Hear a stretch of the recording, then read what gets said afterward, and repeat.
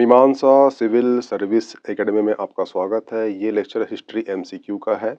इसके पहले हमने पढ़ चुके हैं प्राचीन भारत ज्ञान परंपरा, भारतवर्ष, वेद, उपनिषद, अरण्यक, ब्राह्मण ग्रंथ, षट दर्शन, स्मृतियाँ। स्मृतियाँ का पार्ट 1 हो चुका है, ये पार्ट 2 है। इस पार्ट 2 में हम स्मृतियाँ प्लस हम स्मृतियाँ जो साहित्य हैं उसको समझेंगे। ठीक है, इसमें जितने भी एमसीक्यू हैं वो जो क्वेश्चन यूपीएससी हो, उत्तर प्रदेश पीएससी हो या एमपी पीएससी हो, यहाँ क्वेश्चन आ चुके हैं, उसको इसमें इंक्लूड किया गया है। तो प्लीज़ वो लेक्चर वॉच करना। हमने पहले समझ चुका था कि श्रुति और स्मृति क्या है, इसे और एक बार समझ जाइए। श्रुति क्या है, यानी कि जो सुना गया हो उसे श्रुति कहते हैं। कहने का मतलब ये है कि ईश्वर बोलते गए और ऋषि लिखते गए। ईश्वर ने बोला, ऋषि ने सुना, ऋषि ने लिखा, जो लिखा वो कहलाता है श्रुति। तो वेद लिखा, ब्राह्मण, अरण्यक, उपनिषद। अब इन चारों के बाद जो भी आपको भारत में साहित्य मिलता है वो सभी क्या है, वो सभी स्मृतियां हैं। सिंपल सा लॉजिक ये है। सुन, ईश्वर ने बोला, ऋषि ने सुना और जो लिखा वो कहलाएगा श्रुति। परंतु इन्हीं वेदों को पढ़ा गया, याद किया गया, इन्हीं के आधार पर जो आगे ग्रंथ लिखे गए वो कहलाए स्मृति। स्मृति का मतलब होता है याद किया हुआ। अब याद करके जो लिखा जाएगा वो कहलाएगी स्मृतियाँ। तो कुल जो मूल स्मृतियाँ हैं वो 18 है, 4 उपवेद है। ये ध्यान रखना कि जो 4 वेद हैं ये श्रुति है, परंतु इसी के आधार पर 4 उपवेद लिखा है, तो ये क्या है, ये स्मृति है। याद रखना, ये ध्यान रखना, क्योंकि यहाँ पे आप कंफ्यूज हो सकते हो। वेद पूछेगा स्मृतियाँ हैं, उन्हीं का उपवेद पूछेगा तो वो स्मृतियाँ हैं। 6 वेदांग, महापुराण, उपपुराण, हिंदू पुराण, रामायण, महाभारत, ब्रह्मसूत्र, धर्मशास्त्र, योग सूत्र और कर्मकांड इत्यादि, इतने सारे स्मृतियाँ हैं। इनकी आज हम चर्चा करेंगे एमसीक्यू के फॉर्म में। पहला क्वेश्चन है, महाभारत के रचनाकार कौन है? तो महाभारत के रचनाकार कौन है? तो महाभारत के रचनाकार हैं वेद व्यास। और वेद व्यास ने महाभारत की रचना की थी। तो ये क्वेश्चन कई बार क्वेश्चन पूछ चुका है, इसलिए ये क्वेश्चन आपका आईएमपी हो जाता है। जो महाभारत है, महाभारत में जो भाषा यूज की गई है वो है संस्कृत। ठीक है, जो महाभारत की जो शैली है, कभी क्वेश्चन आपको जाए कि महाभारत की जो शैली कौन सी है, तो वो है पांचाली शैली। ठीक है। दूसरा, महाभारत में श्लोक कितने हैं? तो श्लोक हैं 1,00,000 श्लोक हैं। और कभी क्वेश्चन आपसे पूछ ले कि गुप्त काल तक कितने श्लोक थे, तो वो थे 24,000 श्लोक थे। तो ये जो 24,000 श्लोक है, यही श्लोक का विस्तृत किया गया, तो और एक श्लोक बनते बनते गए, तो टोटल श्लोक कितने हो चुके हैं? वो 1,00,000 श्लोक हो चुके हैं। और इसका जो मूल नाम था वो था जय संहिता। ठीक है, और बाद में इसका नाम हो चुका है महाभारत। तो इतना आप याद रखना। वाल्मीकि किसके रचनाकार हैं? तो वो वाल्मीकि हैं किसके? वो हैं रामायण के।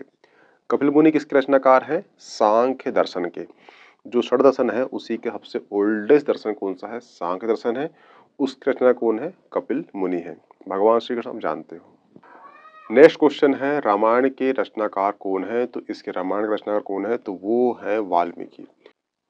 ये ध्यान रखना कि जो रामायण है उसमें 18 अध्याय हैं और जो रामायण है वो उसमें 24,000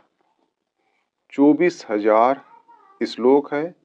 और जो रामायण है इसे 7 खंडों में विभक्त किया गया है। इसमें एक है बाल कांड, दूसरा है अयोध्या कांड, तीसरा है अरण्यक कांड, चौथा है किष्किंधा कांड, पांचवा है सुंदर कांड, चौथा है युद्ध कांड और सातवां है उत्तर कांड। तो उत्तर कांड ये अंतिम है और जो बाल कांड है ये प्रथम है। ये ध्यान रखना, कभी क्वेश्चन आपसे पूछ ले कि प्रथम कांड कौन सा है या अंतिम कौन सा है, तो आपको याद होना चाहिए कि प्रथम कांड बाल कांड है और अंतिम कांड कौन सा है?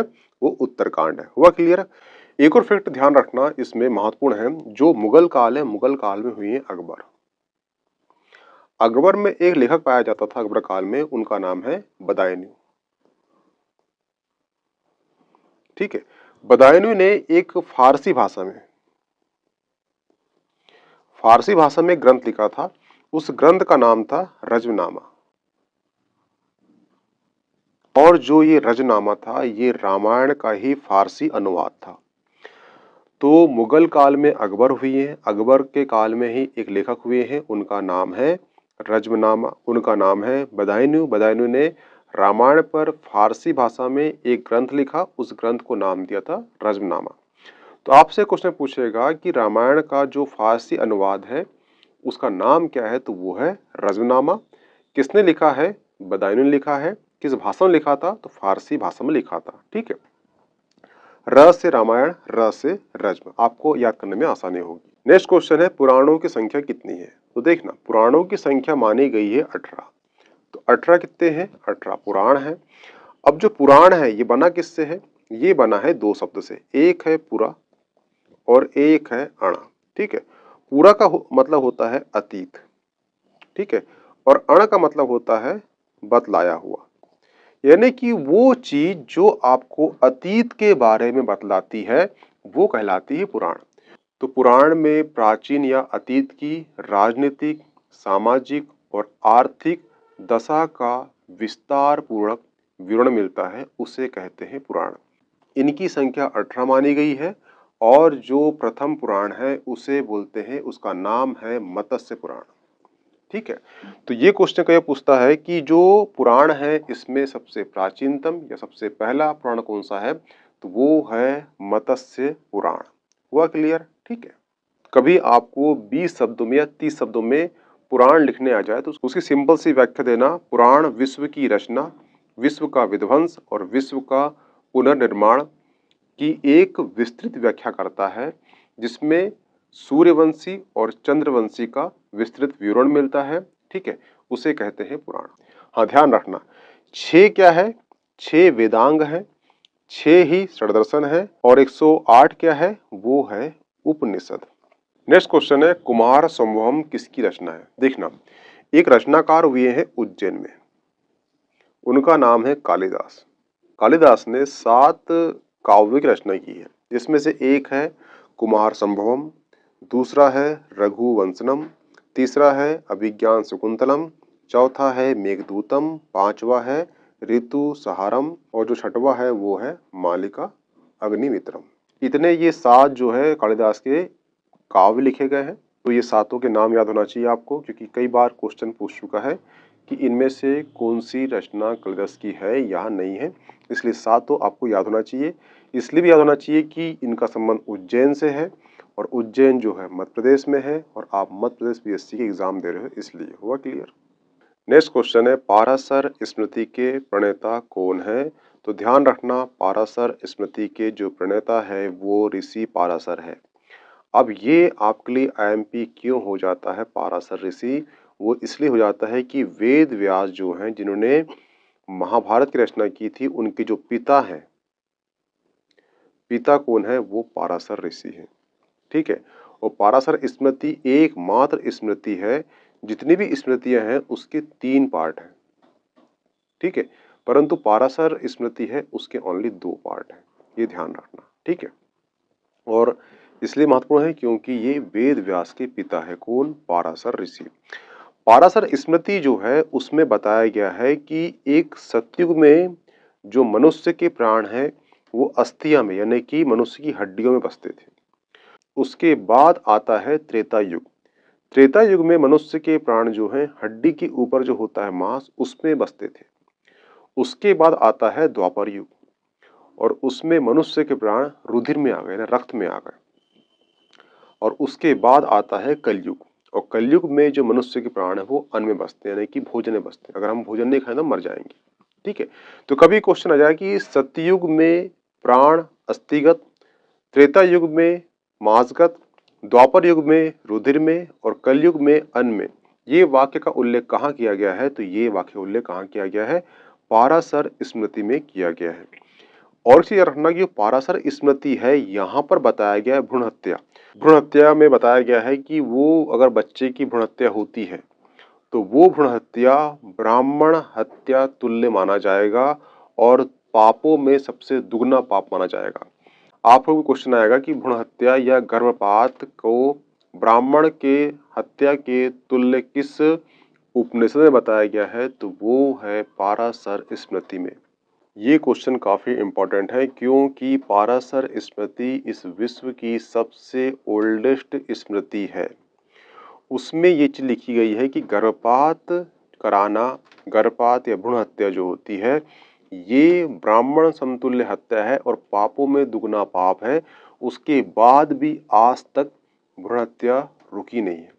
तो इसलिए ये क्वेश्चन आपके लिए डीप हो जाता है। यूपीएससी हो या पीएससी हो, किसी भी क्वेश्चन किसी भी एग्जाम में ये पूछ सकता है। तो ध्यान रखना, भ्रूण हत्या एक पाप है, ब्राह्मण हत्या समतुल्य माना गया है। ये किसमें लिखा गया है? तो ये पाराशर स्मृति में इसका उल्लेख किया गया है। हुआ क्लियर? नेक्स्ट क्वेश्चन है, गर्भपात को ब्रह्म हत्या के समतुल्य माना गया है, पापों में पाप दुगना पाप माना गया है, किस स्मृति में माना गया है या उल्लेख किया गया है? तो उसका आंसर है पाराशर स्मृति। ऋषि पाराशर कौन थे? तो ये वेद व्यास है, वेद व्यास के ये पिता थे। और जो पाराशर स्मृति है इसके ओनली 2 भाग हैं, बाकी सभी जितनी भी स्मृतियां हैं उसके 3 भाग है, ये ध्यान रखना। ठीक है। नेक्स्ट क्वेश्चन है, विशुद्ध रूप से न्याय संबंधी ग्रंथ कौन सा है? तो ध्यान रखना, विशुद्ध रूप से न्याय संबंधी ग्रंथ है वो है नारद स्मृति। देखना, अगर न्याय पूछेगा तो वो है नारद स्मृति। अगर आपसे पूछ ले कि दीवानी मामले न्यायालय और फौजदारी न्यायालय का उल्लेख किस स्मृति में दिया गया है? तो उसका आंसर है, उसका नाम है बृहस स्मृति। हुआ क्लियर? ध्यान रखना, थोड़ा सा अंतर है। न्याय पूछेगा न्याय से नारद, और पूछेगा फौजदारी न्यायालय या दीवानी न्यायालय का जो उल्लेख है ये किस स्मृति में दिया गया है? तो वो है बृहस स्मृति में। हुआ क्लियर? नेक्स्ट क्वेश्चन है, सबसे प्रथम में कौन सी स्मृति पुनर्विवाह को मान्यता देता है? तो उसका आंसर है नारद स्मृति। नारद स्मृति में ही जो पुनर्विवाह है उसकी अनुमति देता है। इसके पर जितनी भी स्मृतियां हैं यहाँ पर पुनर्विवाह को मान्यता नहीं दी गई थी। नेक्स्ट क्वेश्चन है, स्वर्ण मुद्रा के लिए दिनार शब्द किस स्मृति में प्रयोग किया गया है? तो उसका आंसर है नारद स्मृति। नारद स्मृति में जो स्वर्ण मुद्रा है उसको दिनार शब्द से उल्लेखित किया गया है। और किसमें किया गया है? नारद स्मृति में किया गया है। तो ये क्वेश्चन आपके लिए आईएमपी हो जाता है। नेक्स्ट क्वेश्चन है, फौजदारी और दीवानी न्यायालय का उल्लेख किस स्मृति में दिया गया है? तो ध्यान रखना, ये बृहस्पति जो स्मृति है इसमें दीवानी न्यायालय और फौजदारी न्यायालय के बारे में हमें जानकारी प्राप्त होती है। किंतु अगर आपसे ओनली न्याय संबंधी पूछेगा तो उसका संबंध किससे है? वो नारद स्मृति से है। न्यायालय पूछेगा तो वो है बृहस्पति स्मृति से। ये क्वेश्चन आपके लिए वर्तमान में इम्पोर्टेंट इसलिए हो जाता है क्योंकि जो भारतीय दंड संहिता थी वो भारतीय न्याय संहिता हो चुकी है, यानी कि इसमें बदलाव हो चुका है। तो यहाँ से डीप में क्वेश्चन पूछ लिया है कि इसका उल्लेख किस स्मृति में दिया गया है। तो इस प्रकार के क्वेश्चन कहाँ पूछता है? यूपीएससी में पूछता है। अगर आप यूपीएससी तैयारी कर रहे होंगे तो ये जो क्वेश्चन है इसे आप तैयार कर लेना। नेक्स्ट क्वेश्चन है, वेदों को सही ढंग से समझने के लिए किसकी रचना की गई थी? तो वेदों को सही समझने के लिए वेदांग की रचना की गई थी। और ध्यान रखना, वेदांग अलग है, वेदांत अलग है। जहाँ वेदों का अंत हुआ था उसे कहते हैं वेदांत, परंतु वेदांग जो है ये 6 हैं: शिक्षा, कल्प, व्याकरण, ज्योतिष, छंद और निरुक्त। हुआ क्लियर? तो ये 6 वेदांग है। इसकी रचना इसलिए हुई थी ताकि हम वेदों को सही ढंग से समझ सके। हुआ क्लियर? नेक्स्ट क्वेश्चन है, ऐसी कौन सी स्मृति है जहाँ पर गौ पालन और गौ चिकित्सा का हमें वर्णन मिलता है? ऐसी कौन सी स्मृति है? तो ध्यान रखना, ऐसी स्मृति है आस स्तंभ स्मृति। और ये क्वेश्चन आपके लिए आईएमपी हो जाता है क्योंकि आप देखना, गौ हत्या पर कानून बनने की बात की जा रही है। तो ये क्वेश्चन वहाँ से बन सकता है कि गौ पालन और गौ चिकित्सा का वर्णन किस स्मृति में दिया गया है? तो उसका आंसर है आस स्तंभ स्मृति में। हुआ क्लियर? नेक्स्ट क्वेश्चन है, रेस जुडिकेटा की जो संकल्पना है ये सर्वप्रथम हमें किस स्मृति में मिलती है? तो इसका आंसर है बृहस्पति स्मृति। ठीक है, गलत लिख गया था यहाँ पर। ठीक है, ध्यान रखना कि बृहस्पति स्मृति में हमें इसका वर्णन मिलता है किसका? रेस जुडिकेटा की संकल्पना का। हुआ क्लियर? नेक्स्ट क्वेश्चन है, नारद स्मृति में जो 18 अध्याय हैं जिन्हें क्या कहा जाता है? तो ध्यान रखना, जो नारद स्मृति में 18 अध्याय हैं इसे कहते हैं व्यवहार पद। नारद स्मृति में कितने अध्याय हैं? तो वो है 18 अध्याय है। 108 क्या है? उपनिषद है। 6 क्या है? वेदांग है। 6 क्या है? सुदर्शन है। 4 क्या है? वेद है। पाराशर स्मृति कितने भागों में विभक्त है? तो वो ध्यान रखना, जितनी भी स्मृतियां हैं वो 3 भागों में विभक्त है, परंतु पाराशर स्मृति ओनली 2 भागों में विभक्त है, ध्यान रखना। 4 क्या है? वेद। 6 क्या है? वेदांग। विष्णु स्मृति की रचना किस काल में हुई है? तो वो हुई है गुप्त काल में विष्णु स्मृति की रचना हुई है। शुंग काल में किसकी हुई है? तो मनु स्मृति की रचना हुई है। नेक्स्ट क्वेश्चन है, निम्नलिखित में से कौन सी स्मृति में सर्वप्रथम महिलाओं की संपत्ति के अधिकार का वर्णन किया गया है? यानी कि महिलाओं को भी संपत्ति का अधिकार है, ये किस स्मृति मिलता है? तो देखना, ये 2005 का अधिनियम बन चुका है, इसलिए ये क्वेश्चन आपके लिए आईएमपी हो जाता है। ये हमें मिलता है किसमें? याज्ञवल्क्य स्मृति में। हुआ क्लियर? ये लिखा है ऐसा, याज्ञवल्क्य स्मृति। हुआ क्लियर? ठीक है, ध्यान रखना इसको। ये क्वेश्चन आपके काफी आईएमपी आता है कि महिलाओं को संपत्ति का अधिकार 2005 में इसका अधिनियम बन चुका है। तो ये क्वेश्चन पूछ सकता है कि किसमें उल्लेख था, किस स्मृति में इसका उल्लेख मिलता है? तो वो है याज्ञवल्क्य स्मृति। नेक्स्ट क्वेश्चन है, विज्ञानेश्वर द्वारा रचित मिताक्षरा नामक टीका किस स्मृति पर लिखी गई है? तो ये भी लिखी किस पे? याज्ञवल्क्य स्मृति पे लिखी गई है। और इसी में भी हमें किसका अधिकार मिलता है? महिलाओं को संपत्ति का अधिकार किस में दिया गया है? तो वो दिया गया है याज्ञवल्क्य स्मृति में। हुआ क्लियर? नेक्स्ट क्वेश्चन है, सृष्टि की उत्पत्ति का वर्णन मनु स्मृति के किस अध्याय में मिलता है? तो पहला क्वेश्चन तो ये बनेगा कि सृष्टि की उत्पत्ति का वर्णन किस स्मृति में दिया गया है? तो वो मनु स्मृति में दिया गया है। अगर डी पूछ ले कि किस अध्याय में दिया गया है, तो उसका आंसर है प्रथम अध्याय में सृष्टि की उत्पत्ति का वर्णन मनु स्मृति में मिलता है। नेक्स्ट क्वेश्चन है, वर्तमान रूप में मनु स्मृति जो है मिल रही है, ये किसके द्वारा लिखी गई है? तो ये लिखी गई है भृगु ऋषि द्वारा लिखी गई है। तो ये काफी आईएमपी हो जाता है। मनु स्मृति में कुल कितने अध्याय हैं? तो मनु स्मृति में कुल कितने अध्याय हैं? 12 अध्याय। 6 वेदांग है, 18 पुराण है, 108 क्या है? वो उपनिषद है। नेक्स्ट क्वेश्चन है, मनु स्मृति का अंग्रेजी में अनुवाद किसने किया था? तो उसका आंसर है विलियम जोन्स ने मनु स्मृति का अंग्रेजी में अनुवाद किया था। और रामायण का रजमनामा नाम से फारसी में अनुवाद किसने किया था? मुगल काल में, अकबर काल में एक बदायूं नाम का लेखक हुआ है, उसने किया था। नेक्स्ट क्वेश्चन है, श्रुति ग्रंथ के अंतर्गत निम्नलिखित में से कौन सा ग्रंथ आता है? तो ध्यान रखना, श्रुति ग्रंथ पूछा है। श्रुति यानी कि जो सुना हुआ हो और लिखा गया हो, यानी कि इस पर बोलते गए, ऋषि लिखते गए सुनकर, वो कहलाते हैं श्रुति ग्रंथ। अब यहाँ क्या बोला है, कौन सा नहीं है? ब्राह्मण है, अरण्यक है, उपनिषद है। वेदांग नहीं है, वेदांग की रचना वेदांग नहीं है, क्योंकि वेदांग 6 हैं और ये वेदों की सरल व्याख्या करने के लिए इसका निर्माण किया गया था। इसमें शिक्षा, कल्प, निरुक्त इत्यादि आते हैं।